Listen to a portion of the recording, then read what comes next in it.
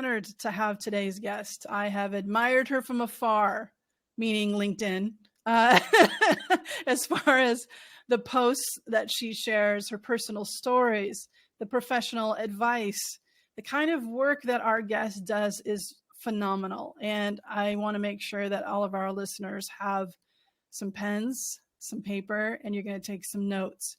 Because especially if you're internal communications, if that's your role within an organization, you're going to want to take notes. There's a lot to learn here, and she's going to hit some of the most major questions that you're probably thinking about. There are definitely questions that I get an awful lot. So without further ado, please introduce yourself. Well, thank you so much, Kim, for having me. I'm Catarina Rivera, also known as Catarina Rivera in Spanish, and I am a public speaker, DEIA consultant, and content creator on disability awareness, inclusion, and accessibility. And the personal side, I have traveled to many countries because I am a full-time traveler. So my business is completely online. And talking about inclusive and accessible travel is one of the things that I enjoy. That content comes out more on Instagram. So my LinkedIn content is a lot about disability in the workplace. I have started in the past 2 grassroots nonprofit programs and 2 for-profit businesses. So this is my 4th thing. I have graduate degrees in education and public health. And I also have Usher syndrome, which is the most common genetic cause of combined deafness and blindness. I've been hard of hearing since preschool, and I wear hearing aids. And my vision disability was diagnosed at 17 years old. So currently, I work with companies and organizations. I offer workshops and trainings, as well as longer-term consulting engagements to really create cultural shift, because there is so much fear and lack of understanding around disability, which is why today's conversation is so important. So we need to talk about things like ableism, how to avoid microaggressions, intersectionality, and of course, a longer-term approach is really what's going to make the difference. So I'm looking forward to sharing my stories today. And before we go further, I will give a visual description of myself. I'm a light-skinned Latina woman with dark brown wavy hair. I'm wearing silver hoop earrings and a sleeveless striped shirt that has navy and white stripes. I smile often and talk with my hands. Behind me is a window and a wall with a clock and half of a thing that I think says love. And for those who are on YouTube, if you can see what's behind me from a visual description, it's love painted over and over again on the wall in the hotel room that I am in, and I'm currently traveling. So thank you, Caterina, for meeting with me today. I am also light-skinned, very little melanin in my skin, and a black shirt, and I am wearing glasses, and I will likely be smiling a lot through this conversation as well. I'm in a hotel room scene, so there's a bed behind me as well. So thank you for that. And talk through why that visual description, if you wouldn't mind, is important. Yeah, so what happens with the visual description is that you're providing access to information that someone who has a vision disability wouldn't always have access to. So it's kind of just providing equity so that, for example, if someone has an apparent disability, and that's something that everyone who doesn't have a vision disability would understand right away from looking at the person, that informs their perspective, that informs maybe what they're talking about, their stories. So if you have a vision disability, but you don't have access to that information, then you're not going to have the same understanding of what's being shared. And so when we do visual descriptions like this, we offer access to that information. Now, I will say within the blindness community, this is not universally loved.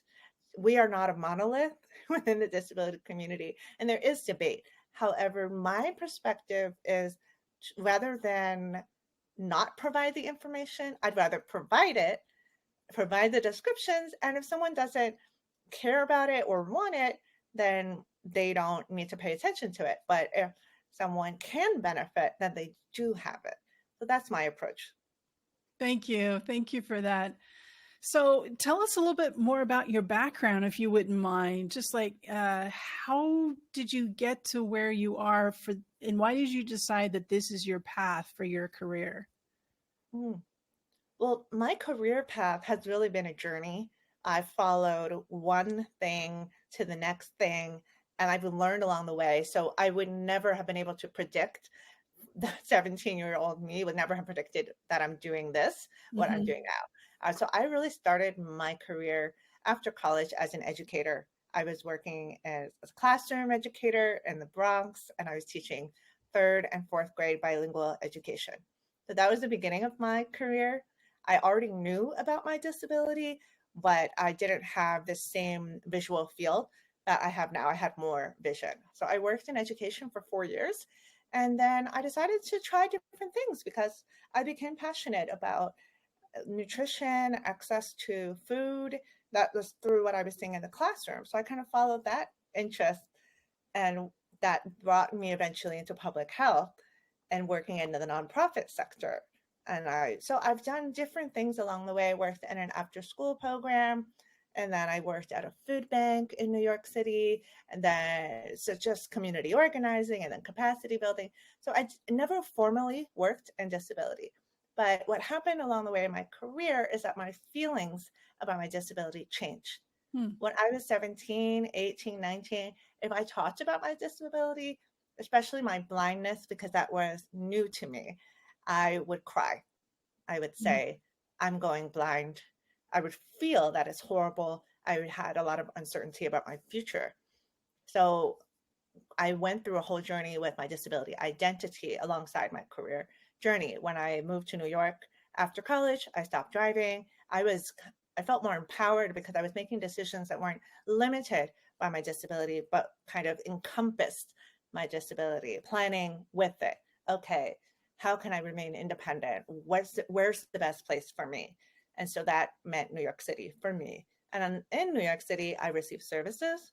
I learned about technology. I met other blind people who were older than me and gave me role models. So all of that started to really shape my acceptance of my disability, including my blindness. In 2015, I believe that's when I got training on using a white cane. When I started using a white cane in my daily life, that was another shift for me. Being publicly disabled was hard to get used to in the beginning, because I do have some visions. I can see people staring at me. I can see people looking at me. And so many people don't understand that blindness is a spectrum. Mm-hmm. So I would feel afraid to hold my cane and take out my cell phone and text my friends and do what I have to do on my phone, do my email, because I felt the eyes of others and felt that the questions of others was like more important than my own experience and what I needed to do. So when that flipped for me, and I said, wait a minute, I'm not going to pay attention to their experience more than my own. I'm just going to live my life. And if they have questions, then hopefully they're learning something by observing me. That just gave me a new level of confidence. So I became a strong self advocate. And in 2020, I started Blindish Latina on Instagram. It was just a storytelling page. It wasn't a business idea, but I loved it. I loved the conversations I was having. I loved the people that I was meeting. And I recognized that I could do more with the platform and with my voice. And I decided to start with public speaking and offering that. I recognized that my background as an educator and a capacity builder, that I could use those strengths in the disability inclusion space and with organizations. So when I started that, it was May 2021, and I was able to leave my full-time role after the business took off. I also became certified in accessibility core competencies. So that's the CPAC certification, in order to gain additional training to work in this field. And so it's been so exciting to be full-time on something that I'm really passionate about, that's making a difference, and that kind of combines everything together, all the threads of my life. Mm. Oh, thank you. Thank you for sharing that. So, um, it's interesting. Like sometimes I run into this where people will, part of consultants, where I consult in organizations, people will have some sort of an identity that's been marginalized. And they'll say, people automatically think I can do DEI, that I know what this is. But it's like there's a personal lived experience that is valuable, obviously, but it's not necessarily the same as going out and being a DEI practitioner. So these certifications, even though you have a lived experience, you could stand up and say, here's my story. This is what's up. This is what's working. And this is what's not working. And yet you still pursued additional certification. And how has that helped you? It helped me tremendously because there was a body of knowledge that I had to study to complete the exam. And it exposed me to policy around disability and accessibility, just ideas that I may not have studied on my own. So I like the accountability of having an exam to study for and a date. So that was very helpful. And now I'm part of a community with the certification as well. So I love seeing when someone has on LinkedIn the CPAC in their name. I recognize it. And I think it's just a demonstration of our commitment to the field. I also, what you were saying resonated with me because there is a big difference between someone who's going to share their lived experience, and that's super valuable, versus someone who has studied, for example, disability history, the conversations in our community, who's paid attention to what's going on right now, it's just so important to go deeper if you're going to be in the field. So that's what I have done. A lot of it has been self-taught, reading books, really staying close to the social media conversations, but then also having been trained as an educator and doing capacity building work. That is so much of what I teach at organizations is coming from my background as an educator, like how you help people learn and process information. And a lot of that relates to cognitive accessibility and inclusion. Now, check me if I'm wrong, but when I've looked into some of the history around the disability movement, primarily based in the United States in the late 60s, there was this motto, which also became a book, "Nothing about us without us." And I have felt so motivated by that phrase, by that motto. And while it can obviously transcend and apply across the board, especially for communicators, I think it's something that they really need to hear and understand, especially as they put together any kind of cultural moments or observances, that you can't run out there and talk about somebody's experience or just interview employees if you're not keeping in mind that they actually should be driving the content.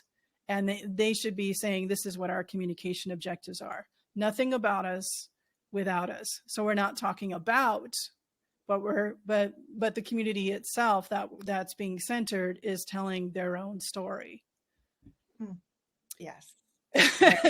Yes. And I love that message of nothing about us without us. And it goes to so many different, it applies to so many different situations. For example, when someone is developing a product, they might think, oh, this is a great invention that's going to help disabled people. Well, if you don't talk to any disabled people, then you might come out with something like, I have this example I always share. It's a wheelchair that climbs stairs. It looks unsafe for people. It's very expensive, and the disability community doesn't want it. So they designed this whole new product. The message from the disability community was, well, we don't want to need an expensive piece of equipment to climb stairs. We want the stairs to be removed. We want ramps. So it's just an example of how, quote unquote, well-meaning design or just thinking of for the community comes out with things that do not serve the community, do not represent the insights and what the community actually wants and needs. So nothing about us without us. Very important takeaway. Thank you. Thank you for that example. I appreciate that. So if there was a State of the Union on disability awareness, specifically in the workplace, what are the key things that we need to understand? Well, I communicate that workplaces are made up of people, and people are in society.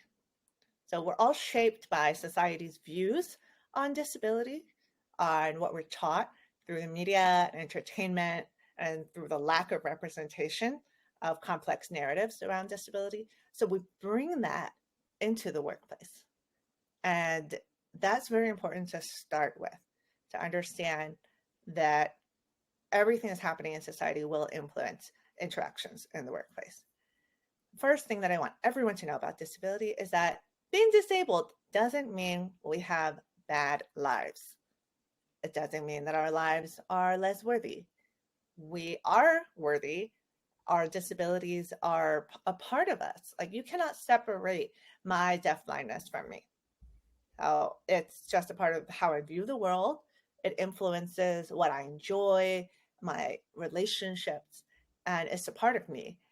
What I need, rather than someone saying, let's cure deafblindness, let's get rid of it, what I need is inclusion into society. The barriers that I encounter on a daily basis are often due to a lack of accessibility, not something that is inherently due to my blindness. So, for example, when I go to a dark restaurant and then I can't communicate with the people at my table, I feel left out. Well, that's not because I'm deafblind, it's because the restaurant was dark and I couldn't read lips. But if the restaurant was well lit, if I was provided with extra candles on the table, and if I was provided with a low noise environment too, not loud music, let's reduce the music, all of that would then make me included in a conversation. So that's something to really think, because a lot of people focus on, oh, we need to get rid of a disability, we need to cure the disability. And that's not the message that I share. There are people, and this is important to note, who have symptoms related to their disabilities who do want research and prioritization to medical care. So I don't want to dismiss that real need, but it's not everyone in the disability community, and there is such a need for inclusion and accessibility for all of us. In the workplace, we're not there yet. We have a lot of work to do. We all have people that are disabled in our lives, even if they aren't open about it or they don't know it. So I really hope that people do make it a priority, and awareness is a great place to start. It does help reduce microaggressions. It makes people more comfortable. So workplaces need to begin and continue their journey of making disability awareness and inclusion a priority. And I always share that at least 1 in 4 adults in the United States is disabled. This is a self-report. So we're already at least 25%.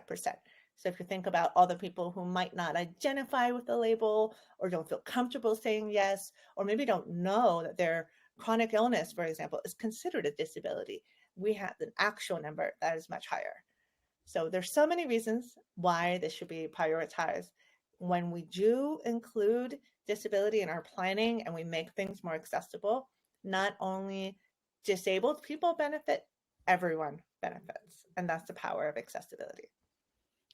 Thank you so much for sharing that. You're reminding me of the whole curb cut effect, which I'll leave to you to explain. But, I've also heard from people who are, cane users or wheelchair users that the bumps can be problematic. And here the curb cuts were created for more accessibility, but so many more people who without a disability benefit from it. But is the curb cut benefiting mobility for people with disabilities as well?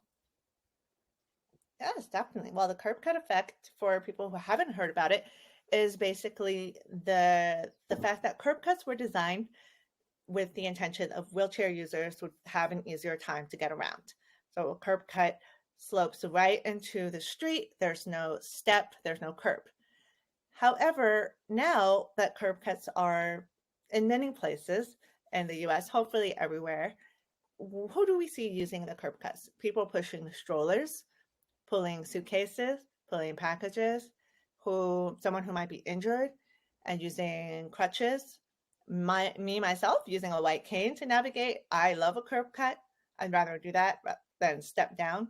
And it helps make the streets safer for everyone. So when we talk about curb cut effect, what we're talking about is the fact that accessibility that's designed for one group impacts and helps so many other people that we're not designed for.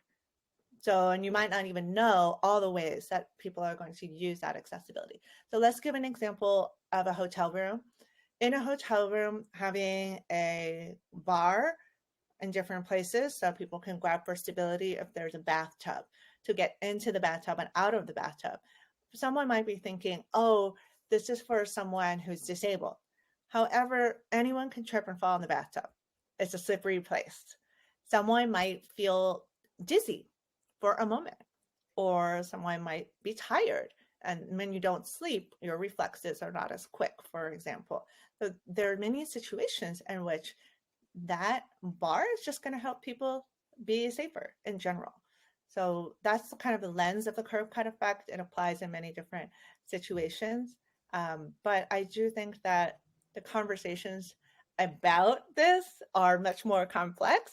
And there's so much more we could go into, but that's the basic idea. Yeah. And it's something that we can adopt, that idea of designing communications, our channels, etc., with folks who have been previously left out of the design of the channels, and making sure once those folks inform us on how we need to set up our channels, how we need to deliver on our communications, then we know that we're going to get everybody else. It's going to be an enhanced experience for everybody else. So designing for those who have been traditionally left out of design of technological and communication channels in particular is something that us as communicators can definitely improve on. What are some other ways that we can destigmatize talking about disabilities in our communications?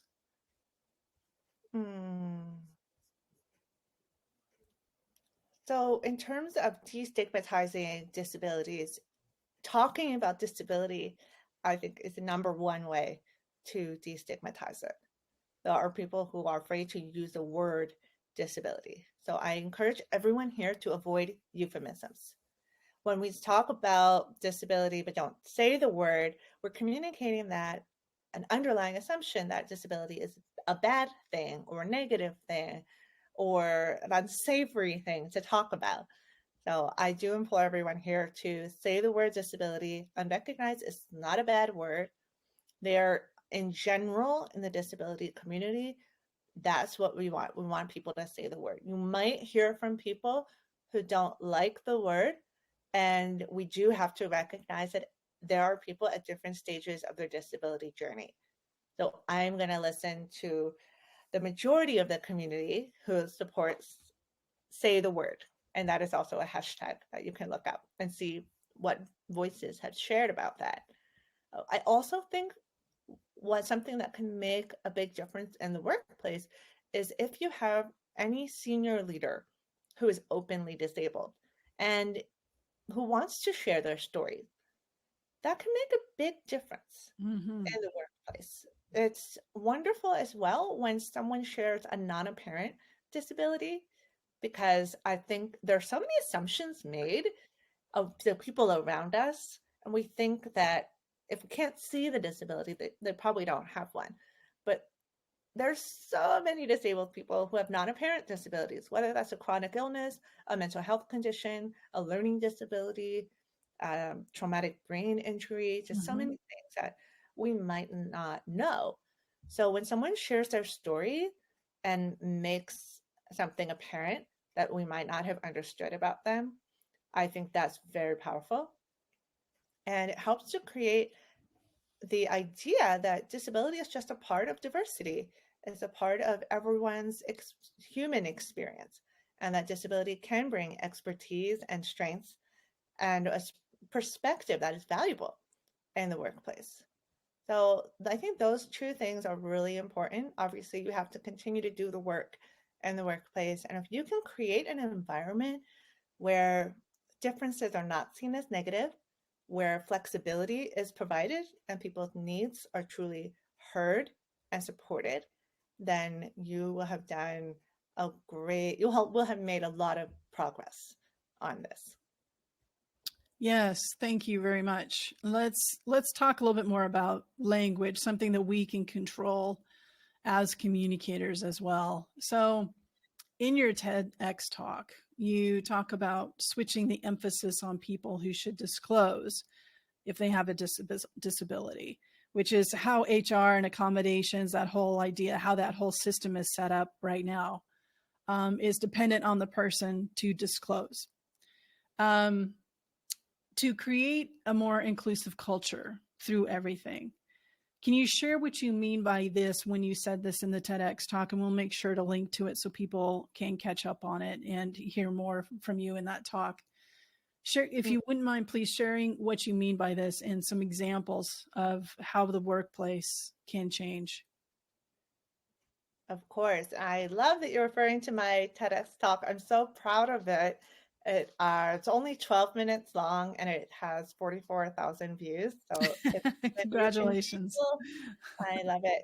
So some of the things that I shared in my talk are, first of all, in a 2019 Harvard Business Review article, they cite a study that found that 79% of disabled employees do not disclose their disabilities to HR. So we have a lot of people that are not disclosing. And what is so important, instead of focusing on increasing that percentage and then getting more disclosure, I really want employers to focus on making the workplace culture inclusive and accessible by design, focusing on disability inclusion, because that will support everyone. Remember that not everyone knows they have a disability. Not everyone is comfortable yet with their identity. If someone had asked me or forced me to disclose my deafblindness in the workplace when I was in my 20s, that would have been very hard for me because I didn't feel confident about what disability meant for me in my life. And I really just want everyone to respect that disclosure is a personal decision. And also, if someone knows what disability I have or that I am disabled, it doesn't even mean that I get what I need. People don't understand inherently, oh, I'm deafblind. You know, I'm going to a conference, I'm going to a big meeting. Like, they're not immediately thinking, oh, she's going to need captions on all the videos and she needs seating near the front in order to read lips. And we need to make sure the event is well lit and that we provide an agenda so that she knows the major topics that are going to be happening during the keynotes. And people who are holding the microphones need to hold below their face so that Caterina can read their lips and not cover their mouth with the microphone. And people shouldn't turn their back and point to things and then talk to the back of the room. You know, they are not understanding what my experience is, what my needs are. So if you focus instead of what are all the disabilities we have, focus more on what's inclusive for what we're doing, what's inclusive for meetings, what's inclusive for communications, how can we provide flexibility so that people have access to what they need. Some people need to listen to something. Some people need to read information. How can we provide both, you know, for example? So that's what I'm advocating for. So currently, many disabled people in the workforce are overworking to accommodate themselves because they're in inaccessible or non-inclusive work environments, on top of managing a full workload. So they're adapting every day and they're not thriving. So let's give them an opportunity to thrive and get what they need, and they don't have to even disclose. So the more that you design for inclusion, disabled people won't have to adapt on their own or ask for everything that they need. So you're already really providing a lot. So there are so many things we can talk about best practices, but some of the things I share are very simple, like having an agenda, sending out meeting notes after a meeting.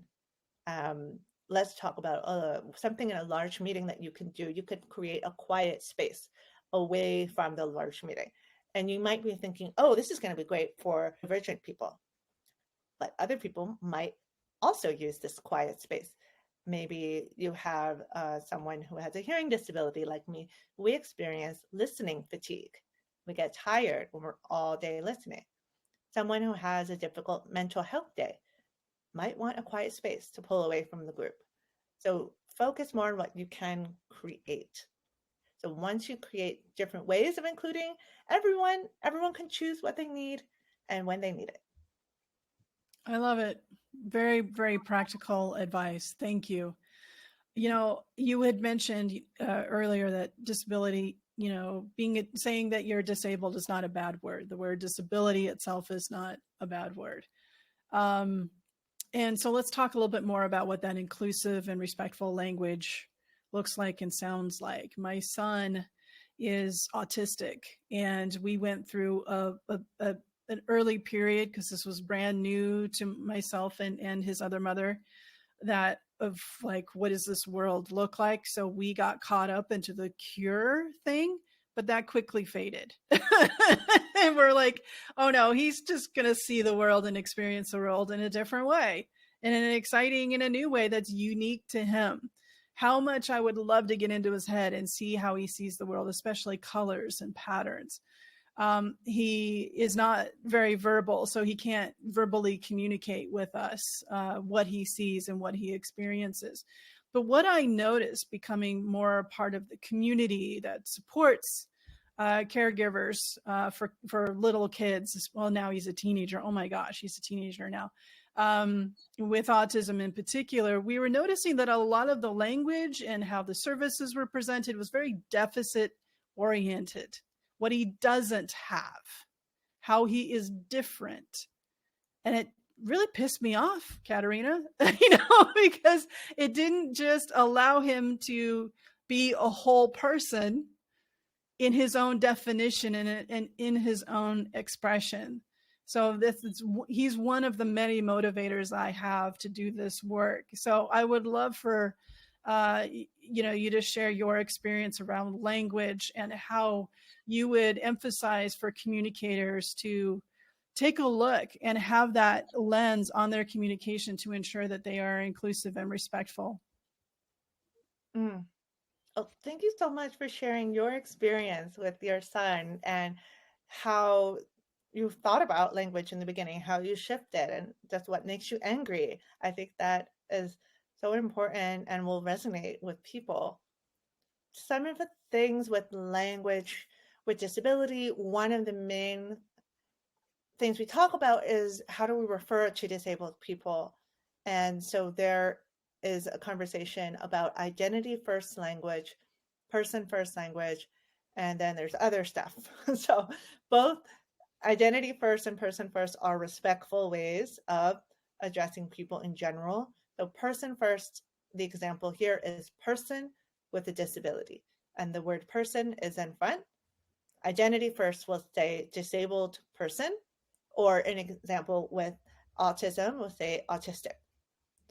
So for my personal preference is identity first. A lot of people in my generation are going with identity first.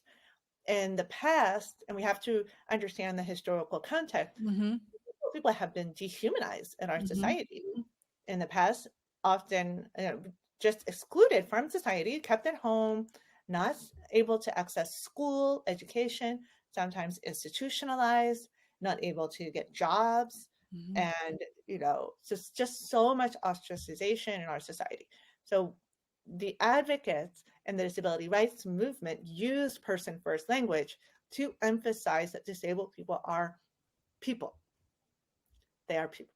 Yes. And that's that unfortunately was not happening. We were not treated as whole humans. And so that's where like person first language really emerged. And I do think that when you're coming up with communications guidelines within an organization, you should decide what you're going to use. Are you going to use person first? Are you going to use identity first? However, when you're talking about a specific person, you need to find out their preference and honor that. And that is very important because there's such a range of preferences within the community. even if there are trends, you have to still ask.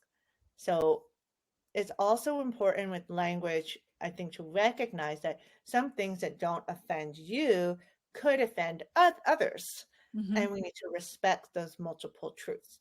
So I hear sometimes within the community, there are terms that I talk about that I feel we shouldn't be using. And people will comment and say, that doesn't offend me. And I'm like, okay, but I'm still not going to recommend that we use this terminology. I Mm-hmm. do believe it's ableist or offensive. So some of these things might be like the casual use of insane or crazy to just say things, oh, the weather is crazy this week. No, we don't need to say that. That can be offensive or triggering to people who have mental health conditions. We can use other words. So my favorite one is bananas. Uh, that's bananas. I can't believe that. So I just love saying it. It makes me smile. So you can replace phrases that use disability as a shortcut to mean something with direct language that doesn't use disability. So, for example, the blind leading the blind. What you mean there is ignorant people leading other ignorant people.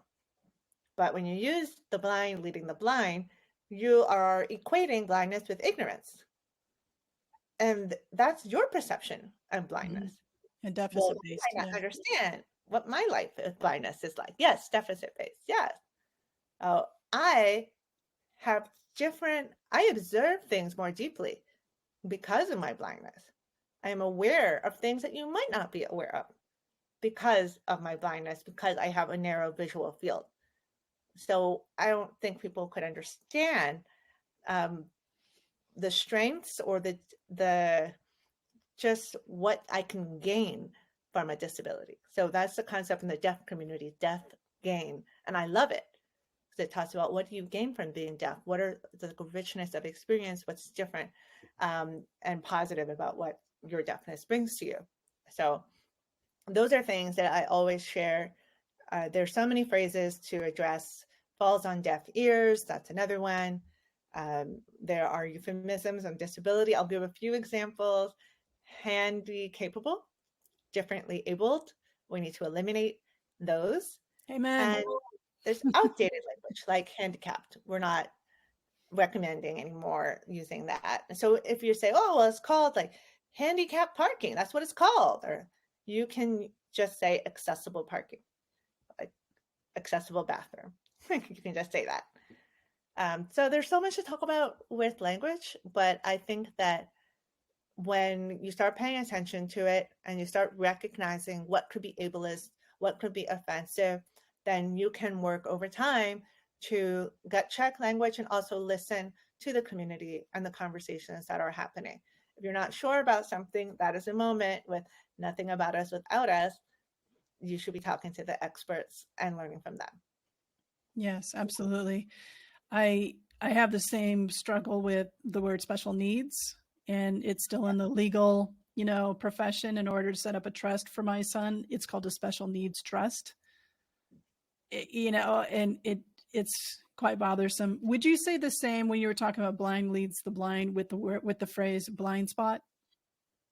I do not like the phrase blind spot. I have heard people, that's one that generated a lot of conversation when I posted about it.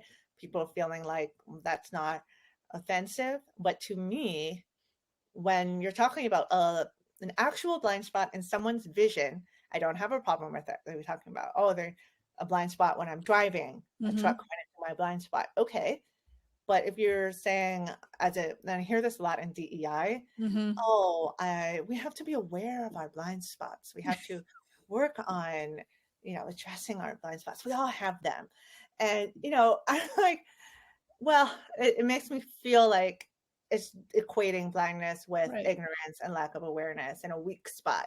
Right. And so I don't like that implication, and I don't think it's necessary. So that is something that I personally advocate against. Yeah, that's one of the beauties of inclusive languages. It's forcing us to grow up and mature on the language that we use to make sure that we are saying what we actually mean without leaning on terms and depending on somebody else to have the same definition and understanding of it as ourselves. We actually need to be more intentional in our language. So I ask this question of every guest, and I really look forward to hearing what your response is to it. What does communicating like you give a damn mean to you? Well, it does mean to me being intentional about your communication and your words, realizing that language and communication are connected to our beliefs, values, and attitudes. Language matters. For example, people, when I talked about earlier, not wanting to use the word disability and feeling that disability is bad, that is that underlying assumption that is coming forth in the language, that choices that people are making. So I think we have to recognize the true power of language and the connections to our values and attitudes and our beliefs. So communicating like you give a damn makes me really think about how powerful language is. Thank you. Thank you. So how can people, you're very active on LinkedIn. You have other social channels. How can people get in contact with you to work with you and continue to learn from you? Yeah, so my website is the best way to reach me for brand partnerships or work or speaking. So that's CatarinaRivera.com. I'm sure that you'll have a link to it. If you want to follow me on social, I'm Blindish Latina. On Instagram, I'm sharing disability awareness information and accessible travel adventures. And on LinkedIn, I'm sharing just with my name, Catarina Rivera, best tips and practices often for the workplace. And if you want to start learning more about what you can do right away with digital accessibility and things for your design and communications, I have a free ebook that shares 12 best practices for accessibility. So that's at my website, CatarinaRivera.com/free ebook. Perfect. Because communicators need to bring you in to learn more about, okay, here's the technology and the platforms that we have. Here's how we run our events. We want to make sure that we're inclusive as possible, that it's as accessible as possible.